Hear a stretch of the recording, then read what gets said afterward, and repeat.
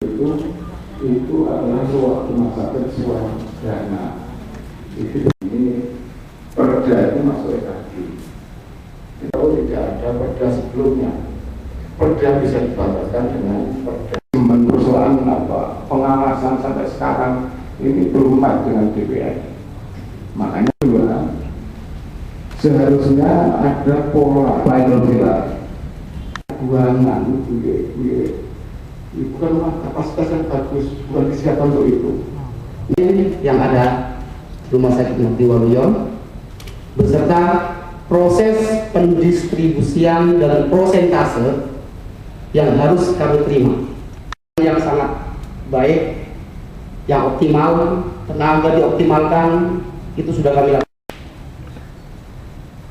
Terus yang kedua, yang ketiga, karena banyak kepentingan dalam hal ini, beliau selaku kepala bidang, beliau hanya mendapatkan, beliau sebagai supervisor di bidang perawatan, sebagai top manager di bidang perawatan, tetapi fungsinya tidak dilakukan dengan bagus antara kita dengan pimpinan kita yang ada di bidang perawatan. Terus yang ketujuh, pihak milik. Jadi ini yang menjadi kegundahan teman-teman dan sudah kami sampaikan melalui perwakilan kami, tapi nyatanya sampai saat ini masih belum ada perubahan. Saya bekerja sebagai perawat di bagian penyakit menular rumah sakit bagian ruangan paru. Kami ini tiap hari resah, akhirnya seperti ini adalah karena manajemen tidak berjalan, Pak. Contoh satu, kami dituntut tidak boleh menolak pasien masuk rumah sakit Martyroloyo, itu saya setuju. Tapi semestinya sebagai manajer itu mencari solusi bagaimana supaya kita bisa menerima semua pasien yang seharusnya kita bisa rawat. Kan seharusnya job saya sebagai perawat itu merawat, tapi sebagai pendorong pasien, sebagai Aristoto dari bagian kamar operasi Rumah Sakit Umum Martyroloyo Blitar. Kami setiap hari, kami hampir 24 jam ada di rumah sakit, khususnya saya sebagai tenaga perawat anestesi yang dalam hal ini diberi kelebihan skill untuk urusan resusitasi, Pak, untuk pemberian bantuan hidup dasar. Saya dituduh membawa pasien masuk tanpa registrasi, dan saya hadap ke kepala bidang perawatan. Waktu itu kepala bidang perawatan membenarkan dengan ditambahi satu ancaman. Fakta ini, Pak, bisa diklarifikasi ke kepala bidang. Kalau tidak, hanya seorang perawat dokter spesialis bisa saya pindah ke puskesmas.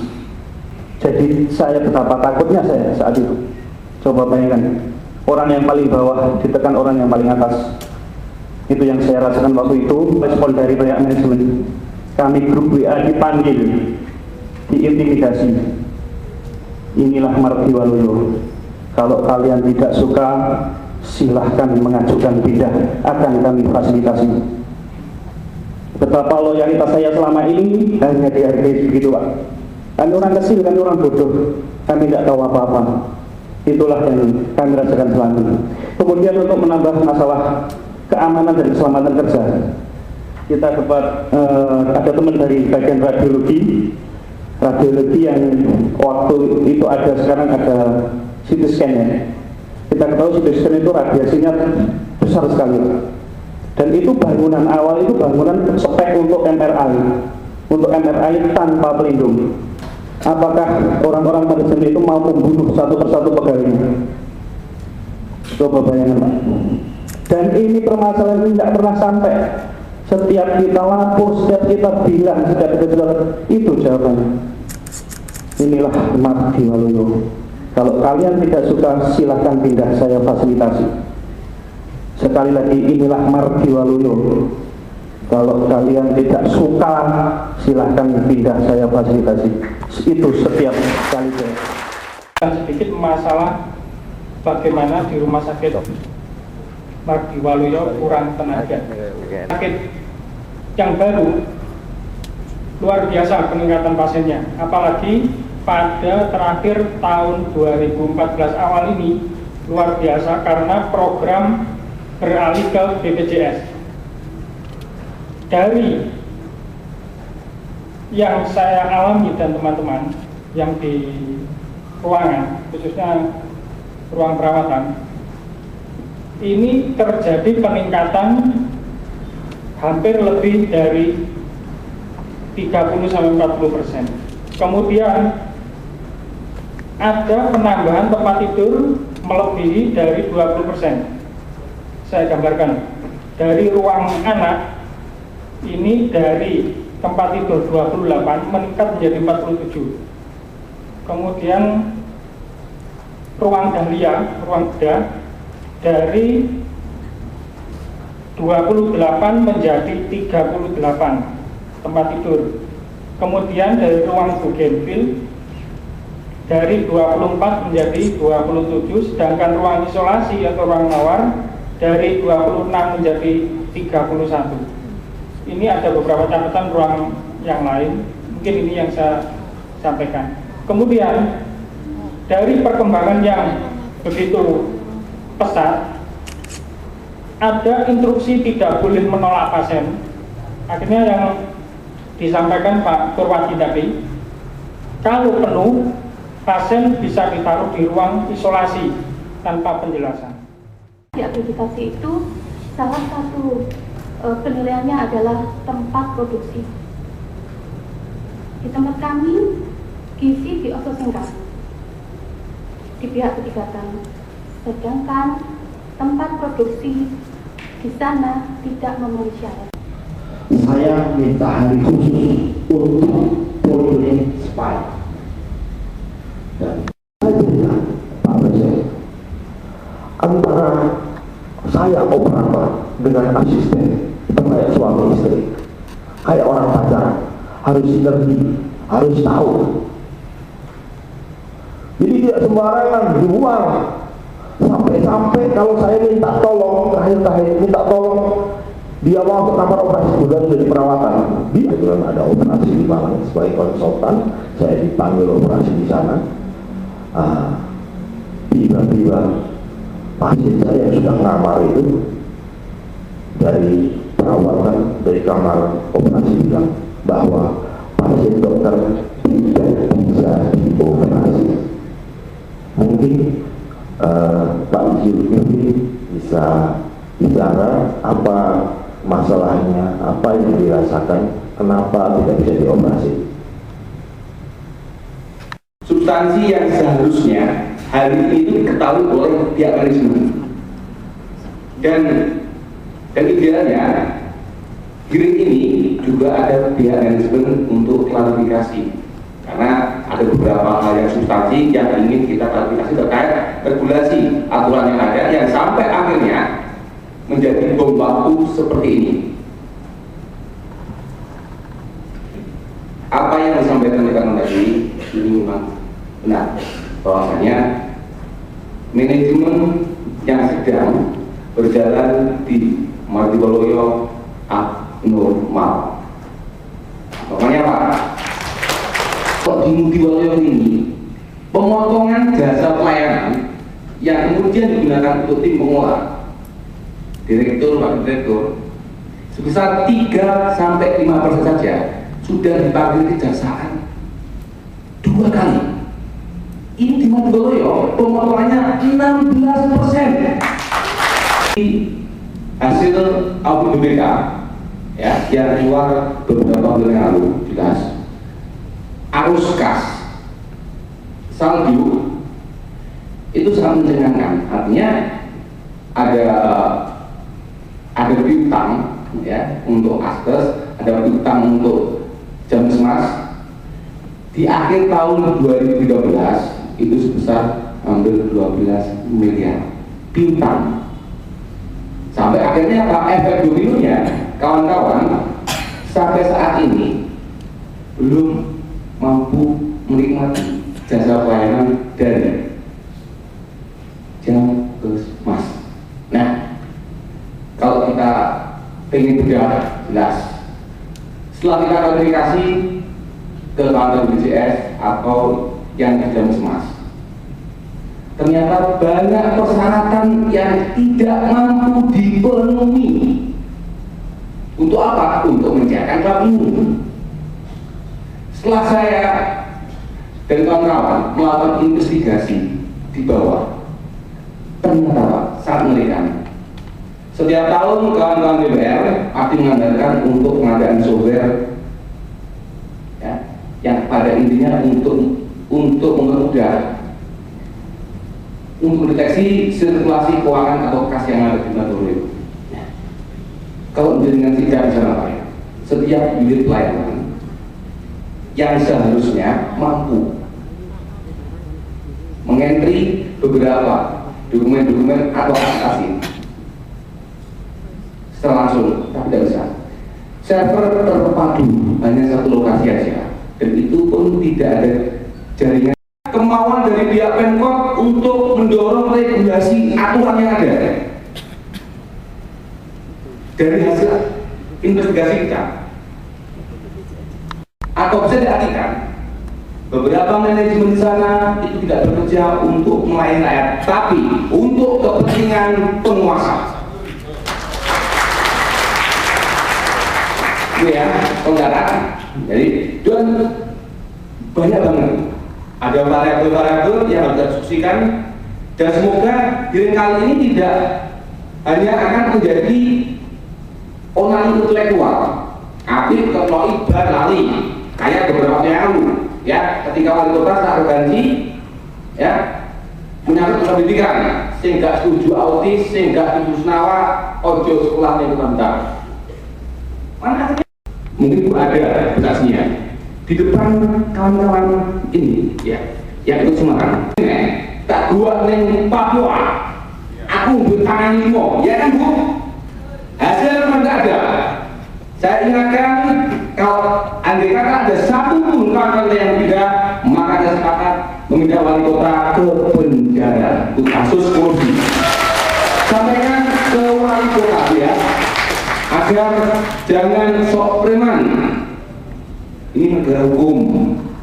Kalau jelas, aku ini preman, aku mau ngecat, tapi aku mau bejo. Jadi bahasa apa nih? Enggak ada gitu Pak. Atau tak perlu kita dengarkan bahwa enggak, maksudnya seharusnya idealnya jenengan ngasih masukan yang objektif ke wali kota.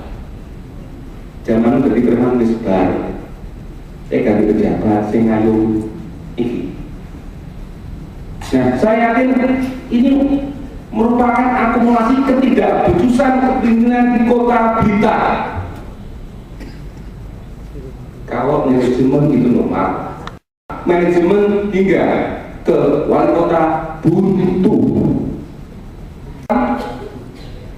Yang di DPR ini seharusnya kerja setiap hari. Memang ada yang kita harapkan, karena memang ya wajar lah kita berhadapan langsung dengan pasien, kita berhadapan langsung dengan penyakit yang dilari pertama kita, nggak mungkin manajemen. Nah kan gitu, artinya wajar kita itu dengan itu terus mengharapkan jasa. Oh ini tiap bulan kita tambah, oh nah kok 6 bulan dari tambah terus kita menjerit teriak, kan wajar. Kemudian apa yang terjadi tadi sudah disampaikan oleh Mas Aris, kita teriak nggak ada salurannya, akhirnya salurannya ke WA itu. Lah langsung yang anggota WA itu dipanggil manajemen, kon nggak ngono, dipindah tak. Manajemen seperti apa? Yang kita harapkan itu jawaban kita itu perlu diayomi. Nggak ngono, sebenarnya JM BPJS itu nggak keluar karena A, B, C, D, E. Kan seperti itu harusnya. Nggak kok karena protes saya tak pindah Kak Pak. Nah, ucapan semacam apa itu? Ucapan macam apa itu? Kami sekali lagi manajemen jangan seperti itu. Itu yang kemarin sebenarnya manajemen juga kita sudah ketemu kemarin di rumah sakit. Kita sudah menyampaikan unek-unek kita dan mereka sudah menjawab, ya kami pastikan tidak ada mutasi-mutasi yang Dr. Husein sudah menjawab seperti itu, tapi kami, Putri Nanda, kami perlu kepastian Putri Nanda. Jangan pindah kami, karena kalau kami dipindah, kami siap pindah semua Putri Nanda.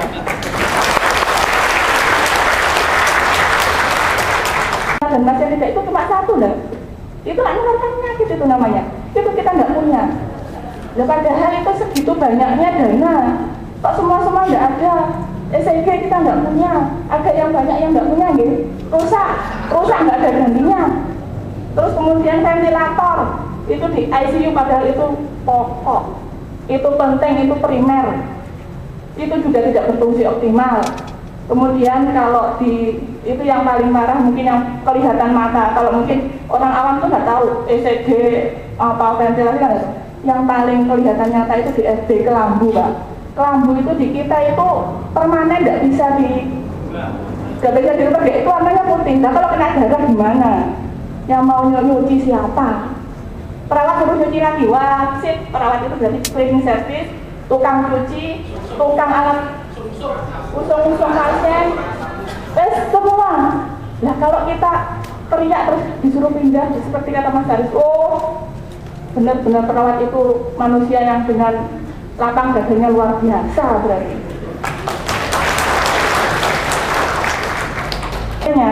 Itu nanti dijadikan 100%, 16%-nya untuk jasa direksi, Bapak-bapak. Jasa, yang jadi direksi itu berapa orang?